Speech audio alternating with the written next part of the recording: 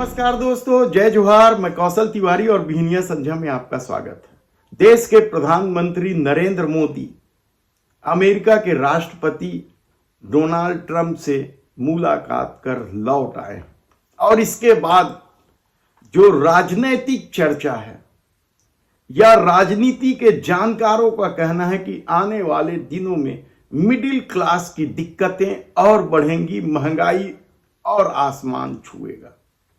लेकिन middle class को लेकर जिस तरीके से बजट में दावा किया गया है उसकी हकीकत क्या है?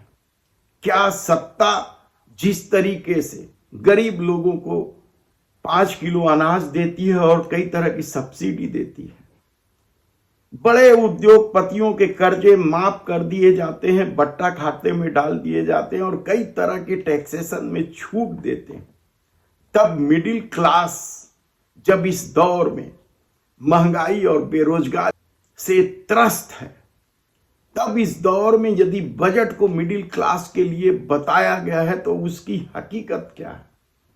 संसद में इसे लेकर कई तरह के सवाल उठे। क्या सचमुच भारतीय जनता पार्टी की सरकार या मोदी सत्ता मिडिल क्लास से और ज्यादा वसूली के फेर में है? क्या मिडिल क्लास को सत्ता खत्म कर देना चाहती है? क्या मिडिल क्लास में कई तरह के विभाजन होने का फायदा सरकार हमेशा उठाती है? ऐसे कई सवाल संसद में उठते रहे हैं और जिस तरीके से सरकार पर आरोप लगाए हैं संसद में, वह एक बार मिडिल क्लास को तो कम से कम जरूर सुनना चाहिए। भारत के मिडिल क्लास परिवार आज रोजमर्रा के जीवन के लिए, अपने डेली एक्सपेंसेस के लिए लोन लेने पर मजबूर हो गए। मिडिल क्लास आज सरकार को वो गाना सुनाना चाहता है कि सारी उम्र हम मर मर के जी लिए, एक पल तो अब हमें जीने दो। सर, इस बजट को सरकार ने मिडिल क्लास का बजट कहकर बताया और कहा कि ये मिडिल क्लास की सारी समस्याओं का हल है इस बजट में। तो सबसे पहले सर मैं मिडिल क्लास की चर्चा करना चाहूंगा, उसके बाद अपने भाषण के अन्य भागों पे जाता जाऊंगा। सर, पहली बात तो यह है कि सरकारें मिडिल क्लास को एक आत्मा रहित कंकाल समझती हैं जिसकी हड्डियों पे चढ़ के $5 ट्रिलियन इकोनॉमी बनाना चाहती हैं। सर, इस देश का मिडिल क्लास कमर तोड़ मेहनत करता है, लेकिन इस मेहनत के बावजूद मिडिल क्लास गरीब हो रहा है, अमीर नहीं हो रहा। गरीबों के लिए तो अक्सर सब्सिडीज और स्कीम्स लाई जाती हैं जो कि लानी भी चाहिए। अमीरों के लिए production linked incentives, rebate, tax incentives, न जाने क्या क्या लाया जाता है, लेकिन इस देश के मिडिल क्लास को कुछ हासिल नहीं होता। ऐसा लगता है कि सरकारें समझती हैं कि देश के मिडिल क्लास के ना सपने हैं ना अरमान है, लेकिन वो सोने का अंडा देने वाली वो मुर्गी है जिसकी गर्दन जब चाहे मरोड़ के टैक्स वसूल लिया जाए। इसी के चलते सर मैं कहना चाहता हूं कि इस देश में मांग यानी कि डिमांड इसलिए गिर रही है क्योंकि इस देश का मिडिल क्लास सिकुड़ रहा है। तमाम आंकड़े एफएमसीजी सेक्टर से लेके गाड़ी बेचने वाले कंपनियों की सेल्स के आप उठाकर देखेंगे तो वो आपको यही बताएंगे कि इस देश का मिडिल क्लास खर्च नहीं कर रहा, और खर्च इसलिए नहीं कर रहा क्योंकि उसकी जेब में आमदनी ही नहीं है। मिडिल क्लास खाली सेंसस के लिए नहीं है सर, उसके भी अपने अरमान हैं, उसके अपने सपने हैं। 1989 में यूनाइटेड स्टेट्स ऑफ अमेरिका में एक पिक्चर बनी थी जिसका नाम था Honey I shrunk the kids. मुझे लगता है भारत देश में वर्ष 2025 में पिक्चर बननी चाहिए, honey I shrunk India's middle class. Sir, मैं आपको साफ तौर पे बताना चाहता हूं कि मिडिल क्लास टैक्स उससे वसूला जाता है जैसे उससे किसी अधिकार से हम टैक्स ले रहे हैं और सुविधा उसको एहसान मुताबिक दी जाती है। सर, नेस्ले इंडिया के अभी आंकड़े आए जो इस देश की सबसे बड़ी एफएमसीजी कंपनियों में आता है। उस आंकड़ों में यह पता लगा कि 8 वित्तीय वर्षों में इस वर्ष सबसे कम ग्रोथ उन्होंने दर्ज कराई। और जब नेस्ले इंडिया के चेयरमैन से यह बात पूछी गई कि क्यों आप अपनी लोएस्ट ग्रोथ पर आ गए, तो नेस्ले इंडिया के चेयरमैन ने कहा कि भारत का मिडिल क्लास खरीद नहीं रहा, भारत का मिडिल क्लास सिकुड़ रहा है। मैं महंगी गाड़ी और महंगे मकानों की बात नहीं कर रहा सर, लेकिन सस्ती गाड़ी और सस्ते मकान जो मिडिल क्लास खरीदता है उनकी डिमांड घटती जा रही है, उसकी प्रोडक्शन घटती जा रही है, जिसका सीधा इंपैक्ट हमारी इकोनॉमी पर है। काफी चर्चा हुई सर सरकार द्वारा कि हम मिडिल क्लास के लिए 12 लाख की टैक्स रियायत लेकर आए। मैं सर बतौर चार्टर्ड अकाउंटेंट ये बताना चाहता हूं कि ना ही ये टैक्स एग्जेम्पशन है, ना ही ये टैक्स डिडक्शन है, ये एकमात्र टैक्स रिबेट है। इस रिबेट का स्वागत हम सब करते हैं, हम सबको खुशी हुई, लेकिन मैं आपको इन तीनों में फर्क बताना चाहता हूं और ये दिखाना चाहता हूं कि कैसे चोर दरवाजे से इंडियन मिडिल क्लास से अभी भी इनकम टैक्स वसूला जा रहा है। पहली चीज सर, ये इनकम टैक्स एग्जेम्पशन नहीं है। एग्जेम्पशन होता है जैसे एक सोर्स ऑफ इनकम पर इनकम टैक्स लगे ही ना, जैसे कि इस देश में एग्रीकल्चरल इनकम, खेती बाड़ी से जो कमाई होती है उस पर कोई इनकम टैक्स नहीं लगता, ये वो नहीं है।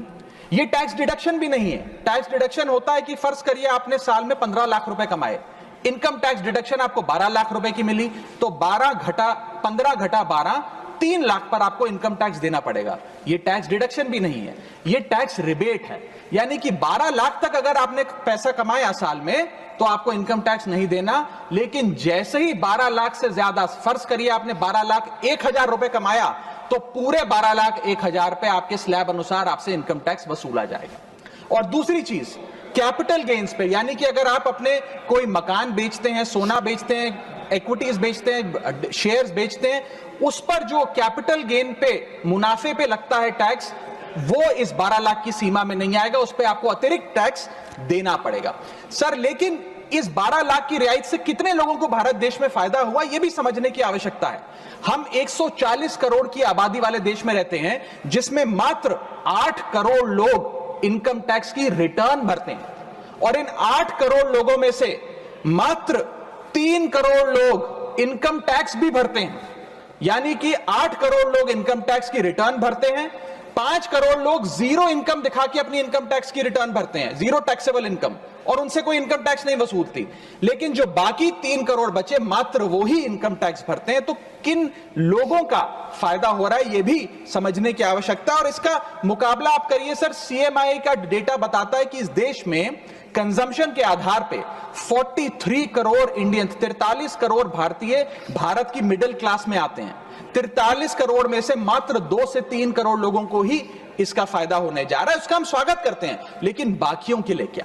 वित्त मंत्री जी ने यह फैसला जब सुनाया तो कहा कि इससे भारत की कंजम्पशन बढ़ेगी, खपत बढ़ेगी, और इकोनॉमी का चक्का, इकोनॉमी का पहिया चलने लग जाएगा।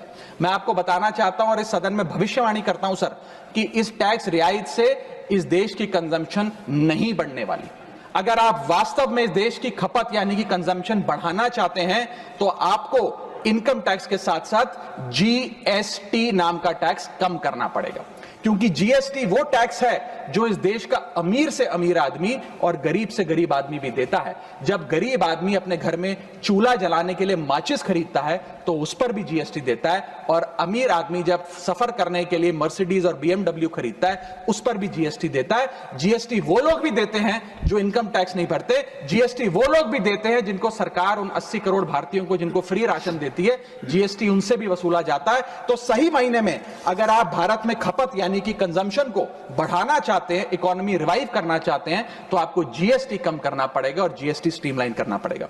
सर मिडिल क्लास इस देश का सबसे देशभक्त क्लास है, जो सबसे ज्यादा टैक्स देता है। और सर जब नौकरी से लौटता हुआ साधारण पैंट शर्ट पहने मिडिल क्लास का आदमी मेट्रो की लाइन में खड़ा होता है, तो उसे यह चिंता नहीं होती कि घर जाकर कौन सी पिक्चर देखूंगा या कौन सा पकवान खाऊंगा।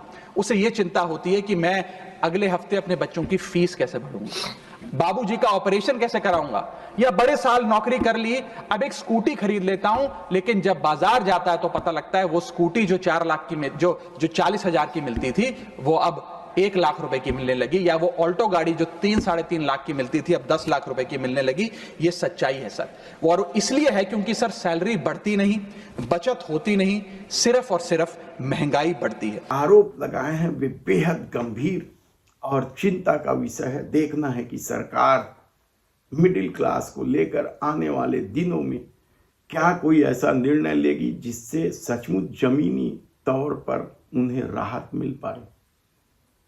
धन्यवाद।